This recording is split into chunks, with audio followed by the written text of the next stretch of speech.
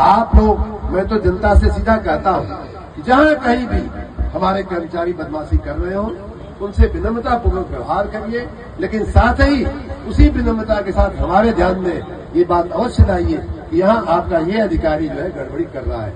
आप लोग हमारी आंख कान बंद करके, आप लोग हमारा कैमरा बंद करके, आप लोग हमारी दूरबीन बंद करके मित्रों काम करो। देखो देखते देखते ये सब जो है व्यवस्था सही हो जाएगी। कुछ लोग जानबूझकर बदमाशी करते हैं, कुछ लोग इरादतन बदमाशी करते हैं, कुछ लोगों की आदतें पड़ी बनी हुई हैं बदमाशी करने की। उनको कल हमने थोड़ा कहा है और आज फिर इस मंच के मार्फत मैं दोहराना चाहूंगा कि अगर कोई व्यक्ति जानबूझ करके बदमाशी करता है, तो मैंने मथुरा में बात कही थी कि भगवान श्री कृष्ण ने कंस को भी, दुर्योधन को भी बार बार समझाया था, नहीं समझे लोग।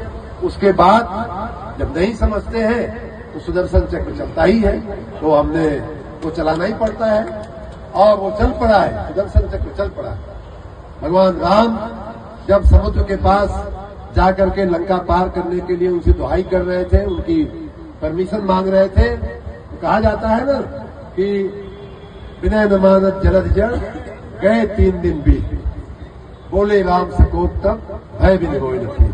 तो वही बात, भगवान राम 3 दिन प्रार्थना की, हम तो पूरा 3 साल प्रार्थना किए हैं। और अब जो है, अब प्रार्थना का समय निकल गया है। अब जो है भय बिन होय न प्रीत, वो मुझे अब वही एक रास्ता दिखाई दे रहा है। और अगर ये कोई समझता है कि मंत्री हमारा क्या बिगाड़ लेंगे, ट्रांसफर करने का पावर तो है नहीं, सस्पेंड करने का पावर तो है नहीं। देखिए, एक फिर रामायण में से ही हम आप कथा बता देते हैं बिजली विभाग के उन सभी लोगों को, और जो लोग भी उनके साथ उनको प्रेरित करने वाले लोग हैं, उनको एक और किस्सा में रामायण से ही बता देते।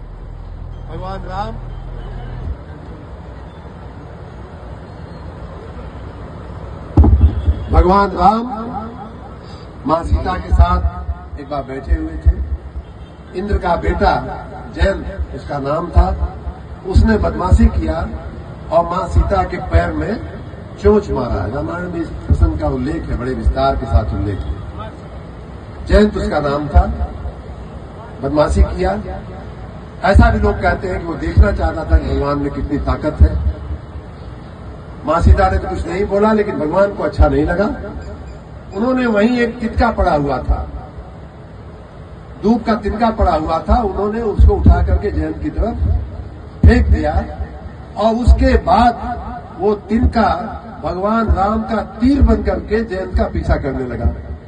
और ऐसा रामायण में उल्लेख है कि जयंत जो है भगवान ब्रह्मा के पास गया। भगवान ब्रह्मा ने कहा जल्दी भागो यहां से, भगवान राम का चलाया हुआ बाण है, इसको कोई रोक नहीं सकता। भगवान शिव के पास गया, कहे भागो यहां से जल्दी से, तुम्हारी रक्षा कोई नहीं कर सकता। परेशान कि अब तो मेरे प्राण चले ही जाएंगे, तो बीच में नारद मुनि मिल गए और कहे कि भाई देखो, तुमको इस पूरी सृष्टि में तुम घूम लिए, तीनों लोग घूम लिए, 14 भुवन घूम लिए, तो भी तुम्हारी रक्षा करने वाला कोई नहीं मिला। अब अगर तुम्हारी रक्षा हो सकती है तो भगवान के चरण में ही जाकर के तुम क्षमा मांगो, प्रार्थना करो, तब जाकर के तुम्हारी जिंदगी बचने की कुछ संभावना है। जयंत गया भगवान के यहाँ त्राहिमाम करके साष्टांग पड़ गया उनके चरणों में। मां सीता को दया आ गई कि भगवान ये क्षमा कर दीजिए। और अब असली बात मैं कह रहा हूं कि तिनका जो होता है जब चल जाता है तो भगवान राम ने कहा भाई माफ तो मैं कर दिया, लेकिन इस बाण का क्या करूं, बाण जो छूट गया है वो तो कहीं न कहीं कुछ न कुछ तो करेगा।